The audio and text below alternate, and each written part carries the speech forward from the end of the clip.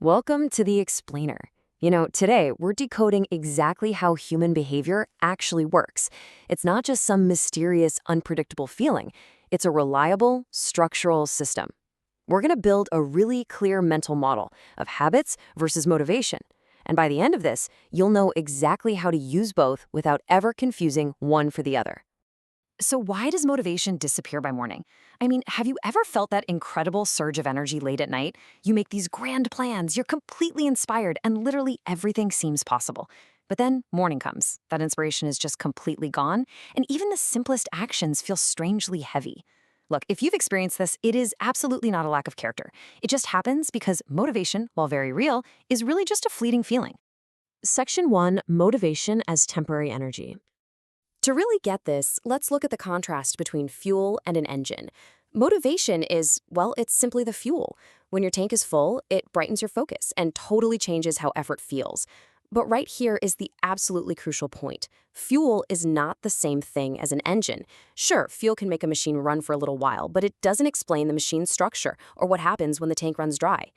Habits, on the other hand, are the engine. They're the continuous bridge and the structural pathways that actually keep things moving when that temporary spark of fuel is completely gone. Motivation rises and falls with your mood, stress, and sleep. It's state-dependent, meaning it responds to your ever-changing internal weather. Think about that energy surge you feel when the lights suddenly come on in a busy market at the end of the day. The whole atmosphere just makes everything feel doable. But that surge is entirely tied to the moment. It definitely does not guarantee that the exact same feeling will be there tomorrow. It's bright, it's useful, but it's entirely temporary. Section 2, the habit system loop. So, a habit is a learned pathway where your mind stops debating and starts recognizing. When people say, I just need more motivation, they're honestly usually naming the wrong problem. A habit isn't a feeling or a desire or even some kind of dramatic discipline. It's simply a learned pathway. It's what happens when your mind stops having a debate with itself and just starts recognizing what to do. Your mind acts like a skilled shopkeeper who doesn't have to relearn the price of every single item every morning. Once the pattern is known, your brain saves energy by entirely skipping that decision-making process. Let's break down the exact mechanical loop of how that efficiency works. It operates in 3 really distinct steps. First, there's the cue. This is a familiar context that starts the behavior, kind of like a doorbell ringing. Second is the action, which is just the behavior itself, like actually answering that door. And third, the reward.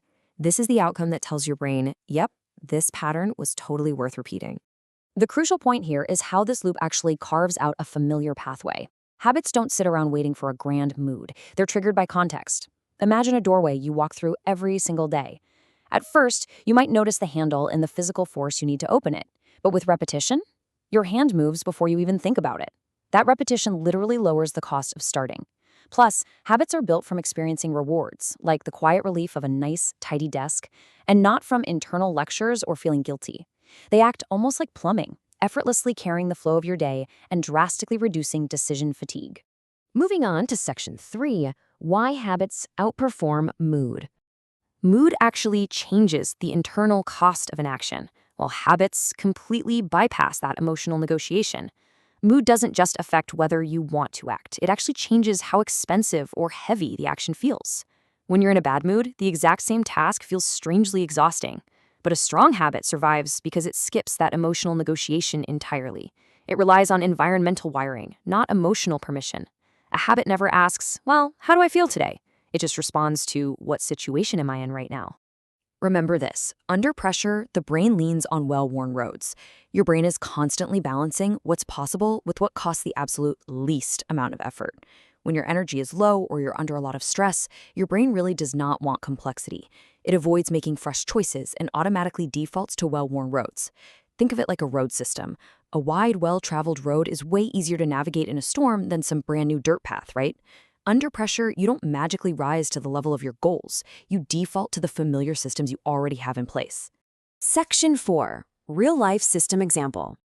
Let's do a side-by-side comparison of 2 people on a really low-energy, tired day. The first person relies entirely on their mood. Their trigger is, if I feel like it, I'll start.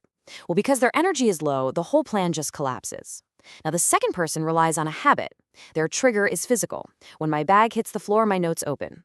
On that same tired day, only the second person has a system that still knows exactly what to do.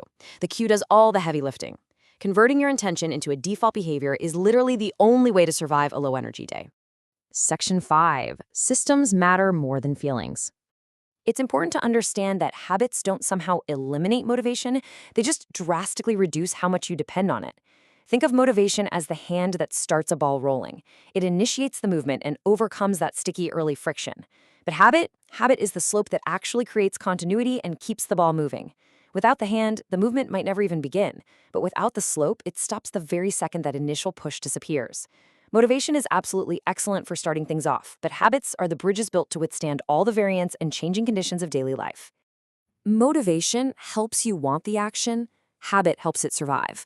I really want to let that core truth sink in for a second, because it changes the entire story you tell yourself. If you skip a task on a bad day, the wrong story is to say, oh, I wasn't motivated, so I guess I lack discipline. The better, much more accurate story is, okay, that behavior is still a bit too dependent on my mood, and it just needs a stronger cue. A single mood-dependent failure is just a system issue. It is absolutely not a character flaw. So I'll leave you with this final thought to apply to your own life. What can you make automatic enough that your mood stops deciding everything? It's time to stop confusing motivation with consistency.